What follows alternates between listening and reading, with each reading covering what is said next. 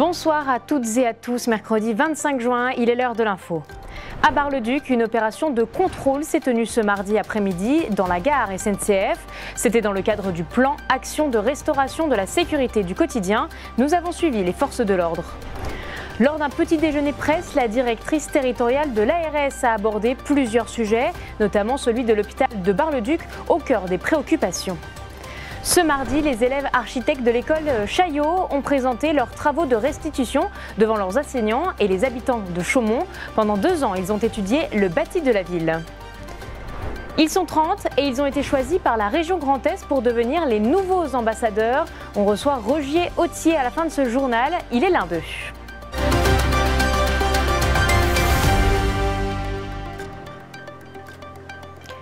À Bar-le-Duc, une opération de contrôle s'est déroulée ce mardi à la gare SNCF en présence du préfet de la Meuse. Accompagné d'un chien renifleur, les forces de l'ordre ont inspecté 2 trains et un bus dans le cadre du plan de restauration de la sécurité du quotidien. 2 personnes ont été interpellées pour détention de stupéfiants. Le préfet a rappelé que ce type d'action serait reconduit dans d'autres lieux fréquentés du département. Julien Debrune était sur place. Ce sont des contrôles surprises et stratégiques dont certains se passeraient bien. Ce mardi après-midi, la gare de Bar-le-Duc était placée sous surveillance.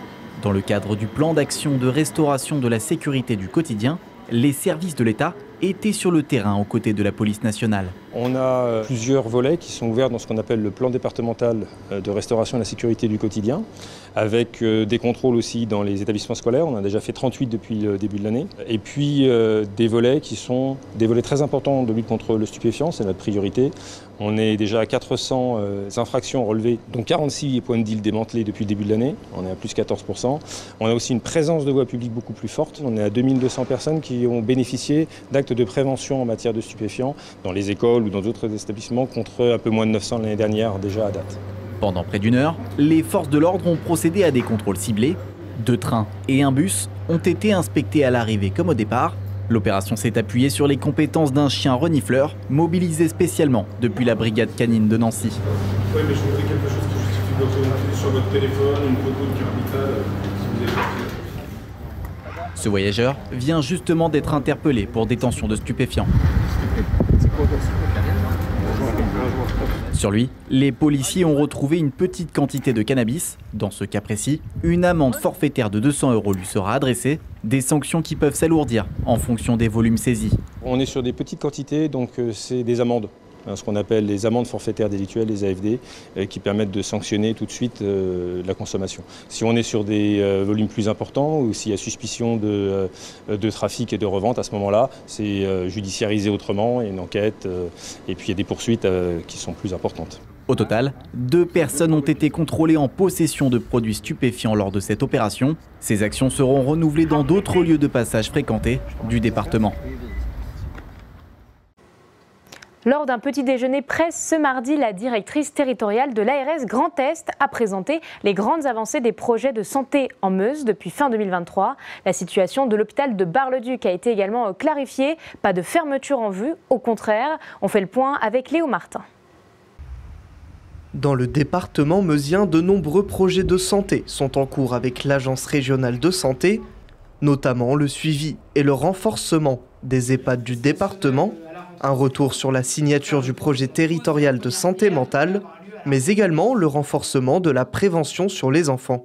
Pendant cette réunion, la question sur la potentielle fermeture de l'hôpital de Bar-le-Duc a entre autres été évoquée, ainsi que le manque de médecins généralistes. La situation de l'hôpital de Bar-le-Duc est bonne, puisque effectivement, il n'y a pas de raison d'avoir peur sur une diminution de l'offre, bien au contraire, puisqu'effectivement, il y a 3 projets, la création d'unités de soins palliatifs, l'augmentation du court séjour gériatrique, mais aussi le doublement de l'unité de soins intensifs neurovasculaires, ce qui montre le dynamisme quelque part de l'acteur hôpital de Bar-le-Duc et du soutien que nous on apporte à cet hôpital qui est reconnu, notamment pour plusieurs spécialités, reconnu au niveau du GHT, mais même plus, donc il n'y a pas d'inquiétude à avoir. Je comprends quelque part, pour connaître les projets et quelque part les éléments qui ont pu faire peur, je comprends qu'il y a eu cette peur, mais je veux vraiment rassurer la population sur le fait qu'il n'y a aucune volonté de réduire l'offre de Bar-le-Duc, bien au contraire. Alors je pense que depuis longtemps, la Meuse est dynamique et a compris que c'est ensemble, quelque part,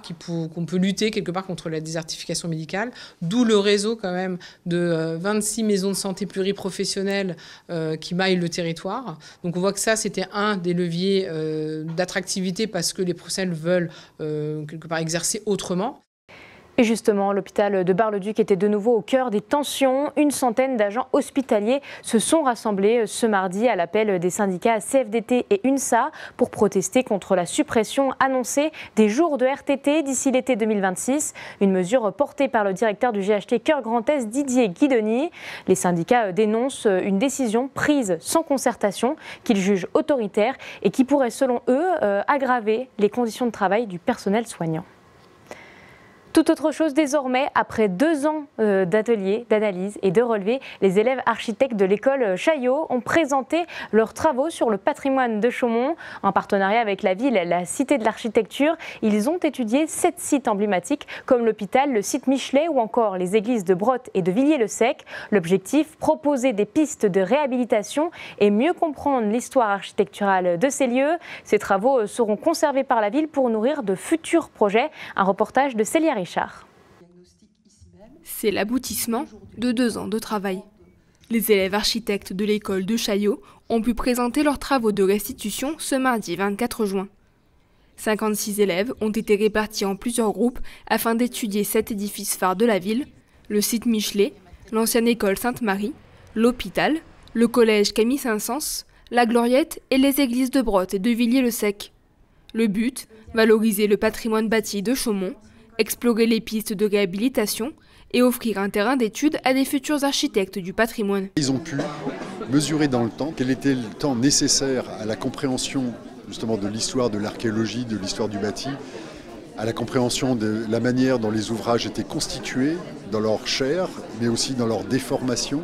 Donc il fallait véritablement mettre en pratique des apports théoriques faits à l'école de Chaillot pour effectivement s'approprier les outils, s'approprier les connaissances, voir comment les connaissances peuvent permettre de comprendre l'histoire d'un site et rétrospectivement comment avancer et progresser dans le projet. Ce projet est né en 2023. La ville de Chaumont et la Cité de l'Architecture de Paris ont signé une convention cadre de 3 ans. Un programme qui comprend 2 ans d'ateliers et 1 an de valorisation des travaux. Chaque promotion de l'école de Chaillot doit choisir une ville où il mène des ateliers. L'école de Chaillot, elle est très pratique. C'est-à-dire qu'on observe, on analyse et on fait un projet à partir de l'existant, de la réalité d'un patrimoine. Ils apprennent sur le terrain. La première chose qui a été demandée à cette mission, c'est de faire l'inventaire du patrimoine de Chaumont. C'était il y a 3 ans, l'école de Chaillot vient 1 année après, donc c'est une belle rencontre puisque ça permet de conforter ce que fait notre mission patrimoine. Chaque groupe a pu réaliser des diagnostics historiques, architecturaux et sanitaires sur les différents sites afin de pouvoir présenter leur projet architectural devant leurs professeurs, mais aussi devant les Chaumontais. Ce qu'on a préféré faire, je pense, c'est quand même se confronter à l'édifice, aller sur place, monter dans la charpente du dôme. Ça, c'était quand même une expérience qui était absolument incroyable, qu'on ne peut pas voir et qu'on ne peut pas même imaginer en fait quand on est piéton et quand on passe devant l'édifice. Donc ça, c'était vraiment une expérience qui était très très forte. Et puis la deuxième expérience qui était quand même assez drôle, c'était de découvrir un peu, de faire un espèce de jeu d'enquête finalement, de partir dans le bâtiment, de trouver une fenêtre cachée derrière un mur, de retrouver des éléments anciens qui n'étaient pas forcément répertoriés. Voilà, tout ça c'était une espèce de jeu de piste qui était assez amusant finalement. Ça va permettre aux Chaumontais de réaliser en fait quelle est la richesse de leur patrimoine et surtout que leur patrimoine a intéressé vraiment au plus haut niveau par des spécialistes qui sont aussi passionnés par la question et de voir des travaux vraiment très aboutis, hein. La qualité est vraiment au rendez-vous. Ces travaux seront exposés à l'espace Bouchardon à Chaumont évidemment et puis à l'Institut du patrimoine haut-marnais qui a aussi accueilli les étudiants. Les travaux des élèves vont être conservés par la ville pour une possible application dans les années à venir. Et voici notre image du jour, elle s'affiche sur votre écran. La ville de Bar-le-Duc a inauguré le projet Ma rue, mon école autour de l'école de Bugnon ce mardi 24 juin. Des designs colorés propices à l'activité physique et aux mobilités douces co-construits avec les enfants et les équipes pédagogiques. Ces marquages au sol ont pour objectif de sécuriser les abords de l'établissement scolaire tout en rendant l'espace public un peu plus vivant. Ils font rayonner la Meuse et plus largement le Grand Est. Ils sont une trentaine, volontaires et passionnés par leur territoire. Ce sont les nouveaux ambassadeurs meusiens choisis par la région pour illustrer, à travers leur visage et leur histoire, toute la diversité et la richesse des départements. Parmi eux, j'ai le plaisir d'accueillir Roger Autier. Bonjour. Bonjour. Merci d'être avec nous, Roger. Alors, comment vous avez entendu parler de ce projet d'ambassadeur? Comment vous êtes dit, je vais me lancer? C'est tout simple. Hein. Bon, sur le journal, à un moment, j'ai vu une annonce. Donc, moi, je suis toujours partant pour parler de la Meuse et puis de la Lorraine. Donc, je me suis inscrit par Internet. Il fallait inscrire par Internet. Et puis, donc, très peu de temps après, parce que j'étais surpris, ça s'est passé pratiquement début juin. Et en fait, c'était le shooting, c'était le 11 juin. Donc, je n'ai pas eu beaucoup de temps. Et puis, donc, on était convoqués à Bar-le-Duc. Voilà comment ça s'est passé, quoi. Alors justement, vous parlez de ce shooting photo, c'était la grosse pierre à poser sur cet édifice. L'idée, c'était de réunir une trentaine de personnes pour représenter la Meuse en photo. Alors là, vous allez avoir votre visage sur des abribus, sur des affiches de la région. Comment on ressent ça? Ça doit être un peu spécial quand même, parce que on parlait entre nous, on était un groupe de 7 personnes. Ils avaient fait deux groupes le matin et puis un groupe l'après-midi. Puis on parlait entre nous, on se dit tu te vois derrière le bus, puis voir ta photo derrière le bus. Là. Donc le shooting s'est très bien placé. Enfin, je pense que si on peut passer du shooting, on peut en parler. Donc c'était une ambiance super. Toute la matinée, on s'est promené dans Bar-le-Duc. Donc on a fait des photos par exemple devant la gare SNCF, dans diverses situations, si on prenait le train, si on regardait les horaires. Et puis après, devant la place, justement, il y avait le bus qui fait la navette pour le TGV, ça tombait bien parce qu'il y avait Grand Est devant, donc on a pris devant la. Puis une autre fois, on est parti, on a cheminé jusqu'à une librairie à Bar-le-Duc, donc on achetait des livres, on choisissait des livres. Vous êtes devenu modèle photo finalement pour la journée. Modèle photo, vidéo et tout, oui. C'était la première fois pour vous? Oui, c'était la première fois, mais c'était vraiment, ils nous ont mis à l'aise, ils nous ont mis à l'aise, oui. Alors justement, donc, par ce shooting photo, c'est une première étape. Aujourd'hui, vous êtes ambassadeur Meuse pour le Grand Est, je le rappelle. Quels sont un petit peu, selon vous, les joyaux, j'ai envie de dire, de la Meuse que vous souhaiteriez mettre en avant dans cette région? Oh, ben la Meuse, souvent quand on va ailleurs, la Meuse, déjà, on a du mal à situer la Meuse. Mais, bon, le gros point, mais ce n'est pas l'essentiel. Bon, c'est Verdun, la bataille, souvent les gens ne savent. Mais en fait, il n'y a pas que ça. C'est des petites villes, mais on a Verdun, Bar-le-Duc, qui gagne à être connu. Et le Renaissance, et puis à Bar-le-Duc, et le long de la Meuse à Verdun, c'est très sympathique, avec la Meuse et les bateaux. Mais on a par exemple le lac de Madine, l'été, c'est très bien. Puis on a, par exemple, à Montmédy, on a une citadelle, on a des belles choses à voir. Pour vous, c'est le patrimoine qu'il faut mettre en avant? C'est le patrimoine. La culture aussi, maintenant. On a 2 théâtres, on a une belle maison, la Barroise, une belle salle de spectacle, comme à Saint-Nizier d'ailleurs, où il y a même des grandes pointures qui viennent. Et puis on apprécie quand même de voir des gens qu'on voit à la télévision qui viennent à Bar-le-Duc. Pour vous, c'est une façon de faire rayonner. Comment ça se passe un petit peu quand on devient ambassadeur de la région? On doit parler de la Meuse ou est-ce qu'on discute avec les gens et puis chacun met en avant son département? Pour après ou comment? Pour après. Pour après. On n'a pas eu de consigne particulière, mais moi je pense que je suis assez bavard, donc je pense que facilement je parlerai de la Meuse quand j'irai à droite ou à gauche. Dire venez en Meuse, pour les touristes, c'est surtout, par exemple, les hôtels, c'est une ville-étape. Hein. On ne vient pas en vacances en Meuse, mais on y passe. Mais on y passe. Hein. Et puis encore plus maintenant, peut-être qu'on en reparlera tout à l'heure, parce que c'est quand même des voies de communication. Il y a le TGV, il y a quand même la Nationale 4, il y a la proximité du Luxembourg, de la Belgique. Donc il y a beaucoup de flux. Moi, par exemple, j'habite Combles-en-Barrois. Il y a un grand golfe et je vois des gens, ils s'arrêtent au golf, par exemple. Et vous, ça vous fait plaisir meusien de vous dire que votre territoire... Parce que, par exemple, sur les chaînes, on voit souvent des choses sur le bord de mer, la montagne, mais la campagne, moi j'aime bien la campagne. Je suis né en Meuse, parents meusiens, donc elle on aime bien la Meuse. Elle est tout aussi attractive. Ah oui, la Meuse est attractive. Alors, ce qui a plu à la région, donc à la fois il y a votre visage qui sera donc sur ces abribus, mais aussi les histoires un petit peu. Vous êtes un grand fanat d'associations, vous faites plein de choses. Oui. Est-ce que pour vous, ce partenariat avec la région, cet ambassadariat que vous allez faire avec la région, le but c'est de mettre en avant aussi ces associations? Ah, tout à fait, oui, tout à fait. Je peux en parler. Il y a un petit train touristique à Bar-le-Duc qui a été reconstitué sur 4 km où pendant la guerre de 14, il ramenait les malades, les blessés et tout ça, du front.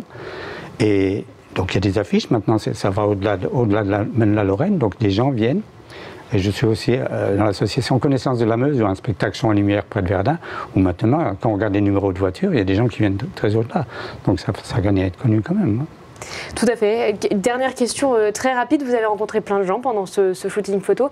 Quels ont un petit peu été les échanges? Est-ce que vous avez senti les gens vraiment motivés pour mettre en avant ce territoire, ou est-ce que les gens étaient un peu plus timides? Ah non, je pense que les gens qui s'inscrivent à ça, même pour venir ici, déjà, je pense qu'il ne faut pas avoir peur des gens. Mais si, on a vraiment trouvé... Bon, j'étais le plus ancien du groupe, mais vraiment très sympathique. Et comme les gens de la région nous ont mis à l'aise, donc c'était vraiment un bon moment.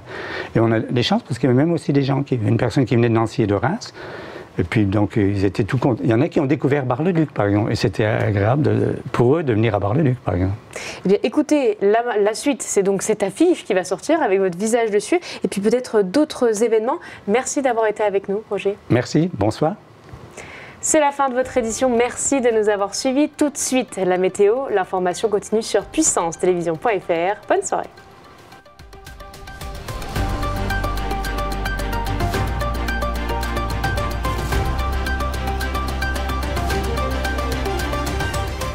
Toute l'actualité en continu à retrouver sur notre site internet et notre application mobile.